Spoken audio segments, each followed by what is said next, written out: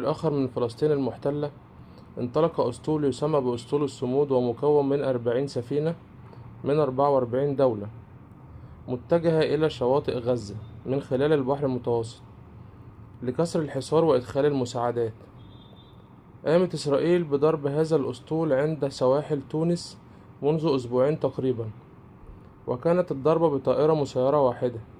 حاولت بعدها إسرائيل التفاوض مع المسؤولين عن الأسطول على أن ترسى السفن في مدينة عسقلان المحتلة، وستقوم إسرائيل بتوصيل المساعدات لقطاع غزة.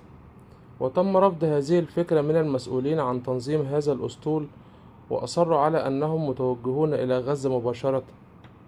طبعا الكيان المحتل ما يسكتش، قام عمل هجوم جديد ب12 مسيرة لضرب الأسطول، ورموا على السفن مواد كيميائية حارقة، وكمان عملوا هجمات إلكترونية وتشويش على الاتصالات. والمسؤولين اتهموهم مباشرة بمهاجمة سفن مدنية. جاء رد مفاجئ من وزير الدفاع الإيطالي، أعلن أن إيطاليا هتقوم بإرسال فرقات عسكرية ترافق الأسطول وتحميه من أي هجمات إسرائيلية محتملة، وهتكمل معاهم حتى شواطئ غزة. وكمان إسبانيا أعلنت عن نيتها لإرسال سفينة حربية ترافق الأسطول.